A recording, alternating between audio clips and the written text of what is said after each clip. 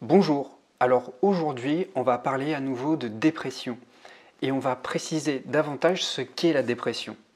Pour cela j'ai décidé de vous faire l'inventaire des symptômes qui étaient vraiment propres à la dépression afin de ne pas confondre ça avec autre chose, tel qu'un burn-out par exemple.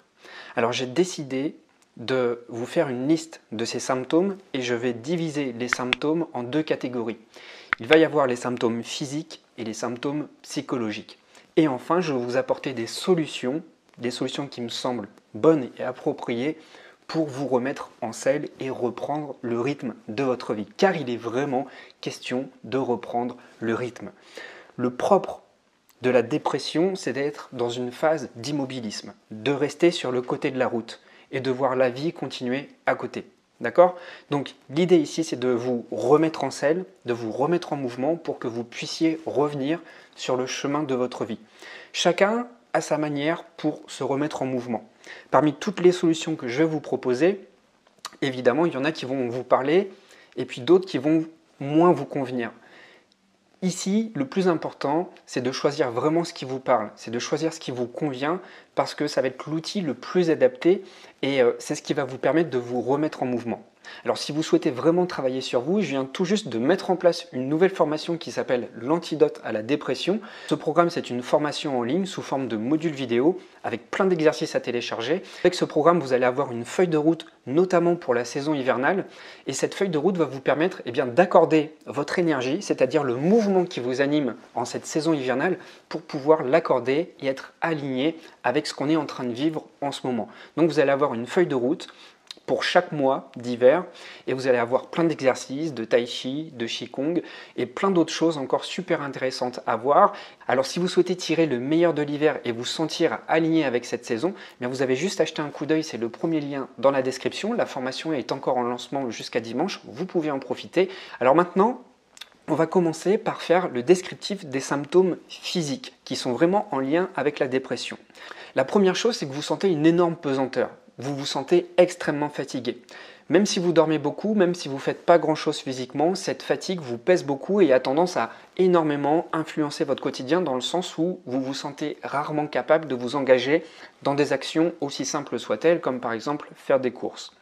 Ensuite, la deuxième chose, c'est que vous manquez d'énergie ou vous êtes très agité. Soit votre mental vous plombe ou soit votre mental vous omnibule au point de ne pas réussir à retrouver le calme intérieur. Ça puise énormément d'énergie et ça vous empêche aussi d'avoir les pensées claires, d'avoir les pensées lucides et de pouvoir vous engager de manière claire dans des actions très simples dans votre quotidien. La troisième chose, c'est que vous avez des problèmes de sommeil. Alors soit vous dormez trop et vous êtes dans une forme apathie tout le long de la journée, ou soit vous ne dormez pas assez parce que le soir venu, lorsqu'arrive le moment de venir, votre mental est tellement en phase d'ébullition qu'il vous est impossible de revenir au calme et de retrouver une certaine paix intérieure, une certaine sérénité qui vous permet de lâcher prise et de vous laisser aller tranquillement. La quatrième chose, vous avez soit une diminution, soit une augmentation de l'appétit. C'est très connu, lorsque on est déprimé, il nous arrive de manger nos émotions. À l'inverse de les exprimer, on a ce réflexe d'ingurgiter. On a besoin de se remplir pour combler le vide qu'on peut ressentir à l'intérieur. Et puis d'un autre côté, il arrive qu'il y ait une perte totale d'appétit. Cette perte totale d'appétit est liée à une perte de goût pour la vie. Le sens du goût n'est plus développé.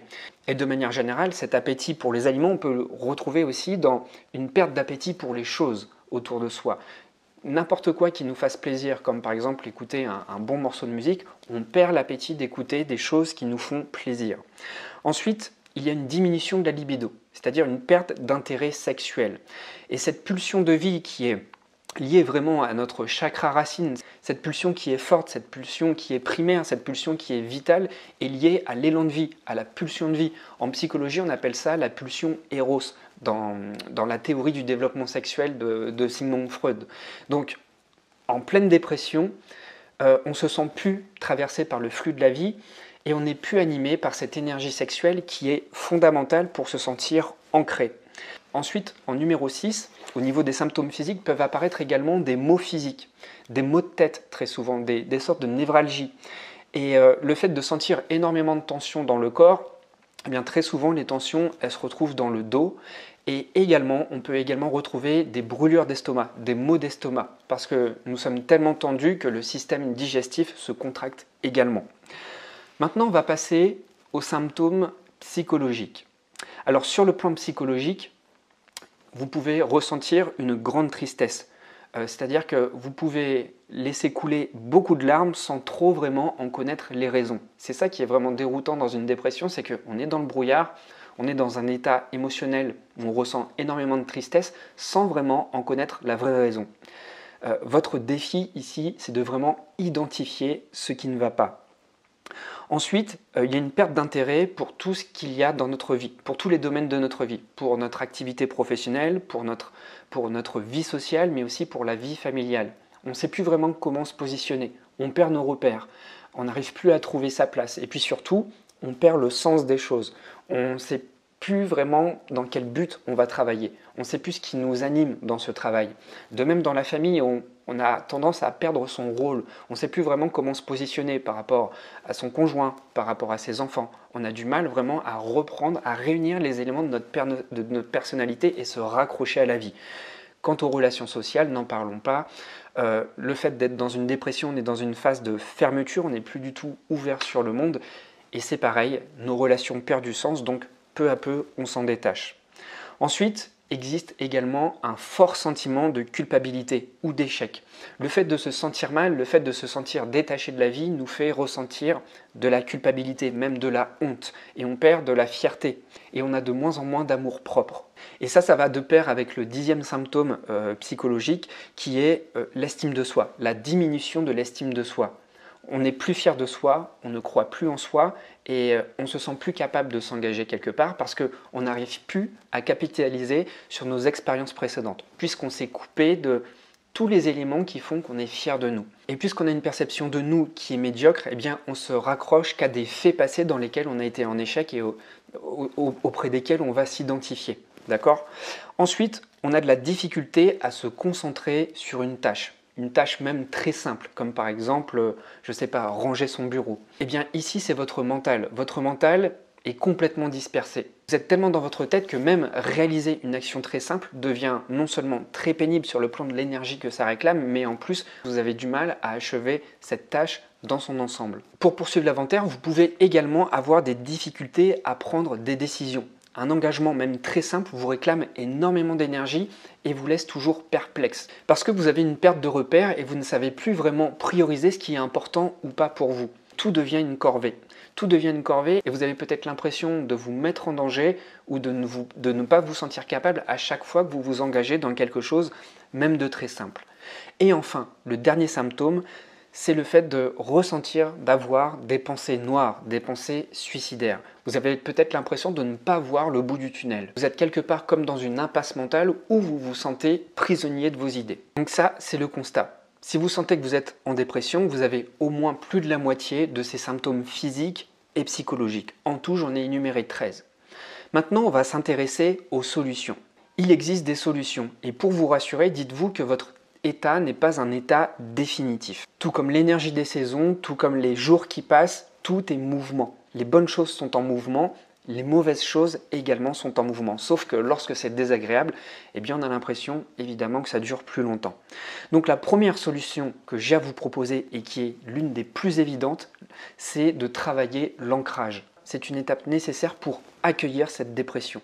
Quand je dis ancrage, c'est que vous devez être dans l'accueil, dans le constat de ce que vous êtes en train de vivre et non dans le déni. Et le problème de la dépression, c'est qu'on a du mal à être au clair dans ses idées. On a l'impression qu'il y a un épais brouillard dans sa tête. Donc qu'est-ce qui va vous aider à favoriser l'ancrage ? Eh bien d'une part, il y a la cohérence cardiaque. La cohérence cardiaque va vous permettre déjà de vous réaligner, de vous resynchroniser, de baisser le flot du mental et de mieux ressentir davantage ce qui se passe en vous. Vous allez être davantage en mesure de mettre des mots sur ce qui se passe en vous. Ensuite, la méditation, évidemment. La méditation va vous permettre d'être dans une phase d'immobilité. Sauf que vous n'êtes pas tant dans une phase d'immobilité, vous êtes observateur de ce qui se manifeste en vous. Donc le conseil que j'ai à vous donner, c'est de vraiment rester focus sur un seul mouvement en vous. Ce mouvement, c'est celui de votre inspiration. Vous focalisez votre attention du mieux que vous pouvez évidemment, même si c'est pas parfait, c'est pas grave, sur les inspirations et sur les expirations. Ça va vous permettre de mieux sonder la météo intérieure et de voir les émotions qui sont présentes. Ces émotions qui sont présentes, vous pouvez les voir comme des bulles de savon qui passent. Vous pouvez les voir également comme des nuages aussi qui passent dans votre ciel. Et simplement, vous faites le constat qu'elles sont là. Faire ce travail-là va vous aider à développer une présence à vous. Et c'est le problème de la dépression, c'est qu'on est très souvent dissocié. La tête est souvent dissociée du corps. Donc là, ça va vraiment vous aider à vous unifier. Je ne dis pas que ça va vous guérir, mais je dis que c'est une étape préalable pour déjà se reprendre possession de soi-même. Ensuite, le second conseil que j'ai à vous donner, la seconde solution que j'ai à vous proposer, eh bien, c'est de vous remettre en mouvement. Vous remettre en mouvement, comme je vous l'ai expliqué en tout début de vidéo, va vous permettre de vous reconnecter au fil conducteur de votre vie. Même si ce sont des choses imparfaites, même si ce sont des choses qui n'ont pas beaucoup de sens. Le simple fait de se remettre en mouvement nous permet de remobiliser tout notre corps, de remobiliser notre attention sur nous, de remobiliser également notre énergie et de recréer une meilleure présence à soi. Alors pour cela, le tai chi peut vous aider, mais si on veut faire encore plus simple, une simple marche, aller sortir dehors, mettre des écouteurs dans ses oreilles pour écouter de la musique ou rien du tout et juste être simplement présent sur les pas qu'on fait. Ensuite, la natation, j'ai choisi la natation parce que personnellement c'est un sport que je pratique et je le trouve très intéressant et très bénéfique dans le sens où c'est pas un sport violent, mais c'est un sport qui mobilise tout le corps. Et du fait qu'on est dans l'eau, il n'y a pas de percussion forte sur nos membres inférieurs.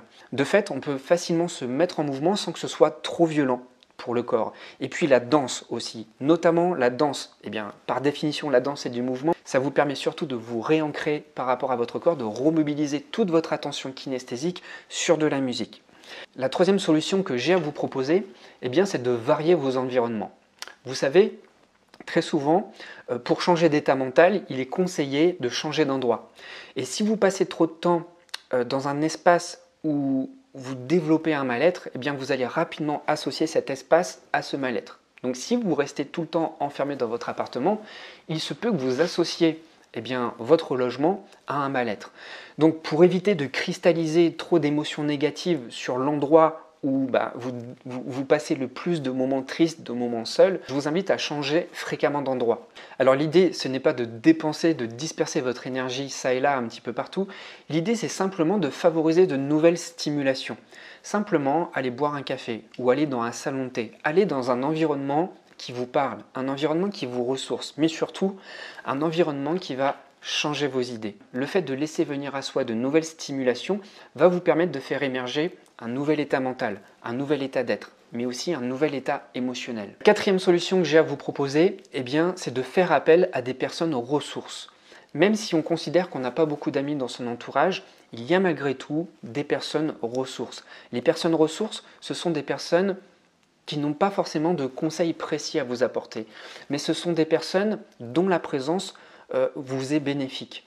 Le simple fait d'être en lien avec cette personne, le simple fait de partager un moment, de vivre un moment avec cette personne, vous savez que ça vous fait du bien. Il y a des personnes, vous savez, qui émettent une vibration, qui émettent une énergie comme ça, et sans qu'elles vous sortent des termes savants, sans qu'elles vous sortent des solutions, sans même qu'elles vous écoutent, mais simplement le fait d'être en présence de ces personnes, eh bien, ça vous fait du bien. Moi, je vous donne mon exemple où ma grand-mère, que j'ai la chance d'avoir encore, j'y parle pas de mes problèmes, mais le simple fait d'être avec elle, ça m'apporte une certaine chaleur, parce que c'est elle qui en grande partie m'a élevé, mais je sais que sa présence m'apporte une sécurité intérieure. Alors, il y a peut-être des personnes comme ça dans votre entourage que vous ne voyez peut-être pas souvent, mais qui vous apportent ce confort intérieur, cette chaleur. N'hésitez pas à aller vers ces personnes-là, parce que le plus grand risque lorsqu'on est dépressif, eh bien, c'est de se couper du monde. Et c'est normal de ne pas avoir envie de voir du monde. Mais plus vous restez seul et plus vous vous distanciez du monde et plus c'est compliqué ensuite de remonter en selle et de remonter la pente. Ensuite, le cinquième conseil que j'ai à vous donner, c'est d'extérioriser. Pour sortir de cette impasse qui est dans votre tête, pour sortir de cette prison mentale, vous devez donner forme à votre mal-être. Pour donner forme à ce mal-être, vous pouvez utiliser des outils, des médiums, des instruments qui vont permettre de l'extérioriser, de le sortir en dehors de vous. L'idée ici, c'est d'être vraiment dans une dynamique d'expression. Vous n'avez pas besoin de vous exprimer en public. L'idée ici, c'est d'être tout seul avec soi, mais bien avec soi, se mettre en condition pour exprimer ce mal-être. Alors certaines personnes trouvent leur compte en s'engageant dans l'écriture automatique. L'écriture automatique, c'est laisser sa main écrire, laisser tout ce qui se passe dans notre tête le griffonner sans faire attention à la graphie, sans faire attention à l'orthographe, sans faire attention si on écrit sur les lignes. L'idée ici, c'est de vraiment écrire. C'est comme si on vomissait nos mots MAUX à travers les mots MOTS. L'idée ici, c'est de vraiment vider son énergie, sortir ce poison qui nous enferme, qui nous emprisonne et l'extérioriser. Le fait de l'extérioriser, sur le plan symbolique, vous allez sentir un soulagement. Cette feuille, lorsque vous l'avez griffonnée, lorsque vous l'avez remplie, eh bien, symboliquement, pour que ce soit encore plus fort, vous pouvez la déchirer, vous pouvez la piétiner, vous pouvez la brûler. L'idée ici, c'est de vraiment faire en sorte de mettre de la distance et s'extraire de ces idées. Ensuite, pour vous dissocier de ce mal-être et l'objectiver, vous pouvez aussi le mettre, si vous êtes musicien, sous forme de notes. Vous pouvez utiliser un instrument de musique pour produire quelque chose. On s'en fout si c'est pas beau, on s'en fout si c'est disharmonieux, mais l'idée c'est de sortir cette énergie qui est en vous, dont vous souhaitez vous débarrasser. D'autres, ça va être la peinture. La peinture, c'est aussi un formidable médium pour donner forme à ces émotions grâce aux couleurs, mais on peut mettre aussi du mouvement à travers la peinture, d'accord? Et puis la danse, c'est vraiment intéressant parce qu'on est vraiment en plein dans l'expression corporelle, et là on utilise notre premier instrument qui est notre corps pour laisser ressortir, pour mettre en mouvement et matérialiser des émotions qui sont en nous. Et enfin, le dernier conseil que j'ai à vous apporter, c'est de vous équilibrer. Alors on l'a vu dans un premier temps sur le plan alimentaire, il nous arrive lorsqu'on est dépressif de s'adonner à des excès. Alors une bonne assiette, c'est quoi? Une bonne assiette, si on regarde ce que font les naturaux, c'est la moitié de l'assiette des légumes verts, un quart de protéines animales ou végétales, selon votre régime alimentaire, et un quart de féculents. Je vous invite vraiment à ne manger que 3 fois par jour et d'éviter les grignotages. Pourquoi? Parce que déjà en étant dépressif, vous fragilisez votre système digestif qui est intimement lié avec votre système nerveux.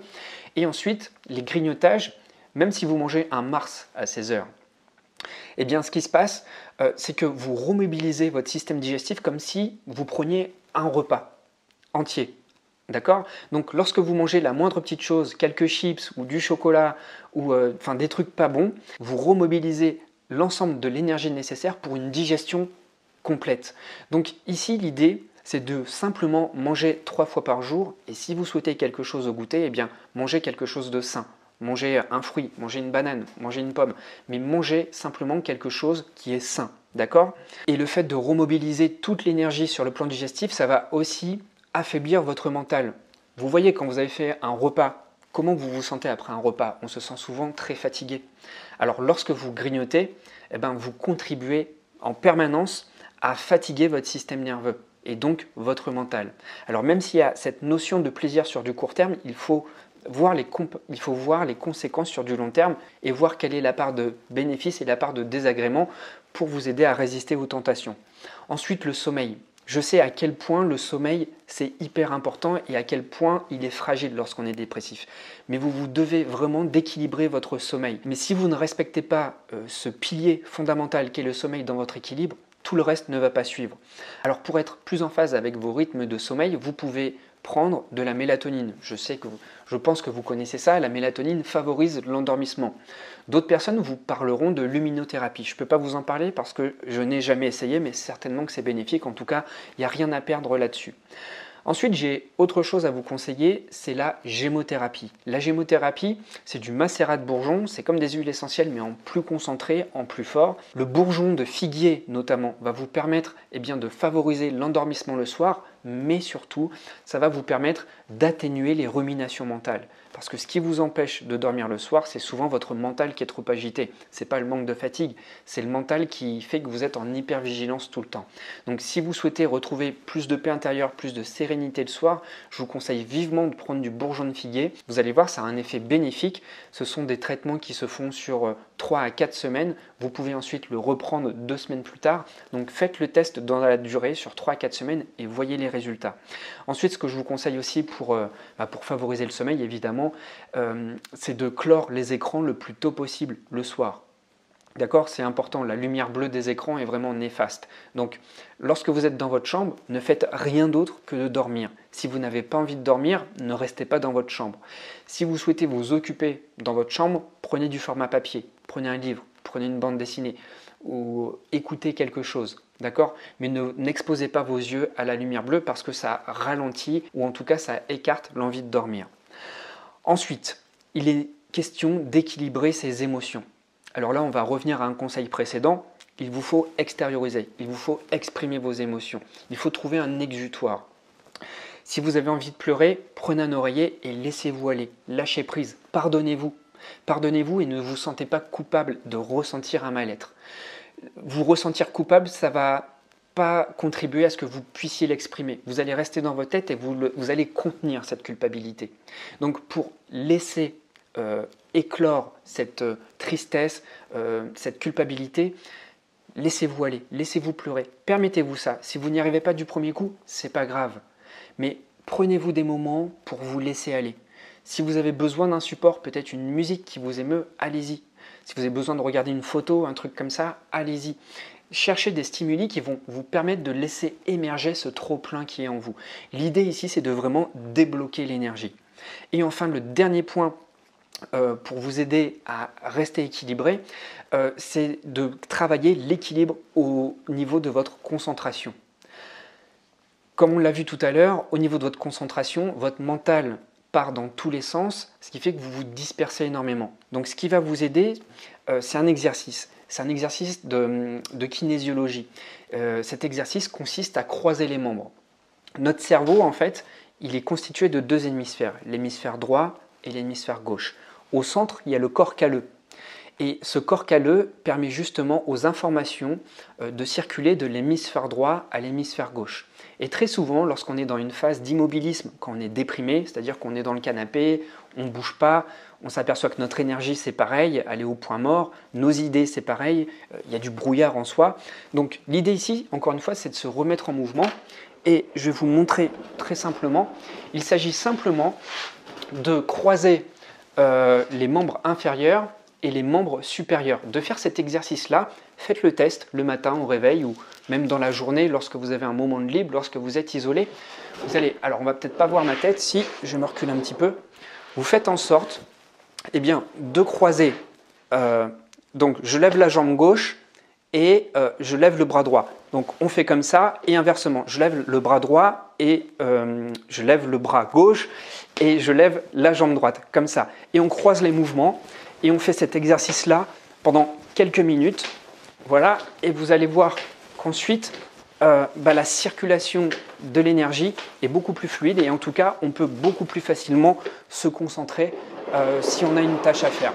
D'accord ? Alors, si vous souhaitez aller plus loin et travailler davantage sur votre énergie, parce qu'il est vraiment question d'énergie dans la formation que je vous propose dans l'antidote à la dépression, il est question de vraiment prendre conscience de l'énergie à un moment T dans l'année, ici en l'occurrence l'hiver, et de mettre en place des exercices qui vont favoriser la circulation de votre énergie.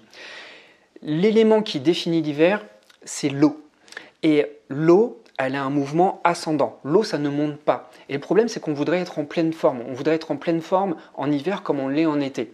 Sauf qu'ici, si vous forcez le mouvement de l'énergie de la saison actuelle, eh bien, il va y avoir des zones de tension, des zones de friction. Vous allez rentrer en contradiction avec l'énergie extérieure. Alors, ce que je vous dis, ce n'est pas du tout ésotérique, c'est vraiment issu de la médecine chinoise. Et au contraire, moi, je trouve ça très logique parce que c'est calqué sur les mouvements de la nature.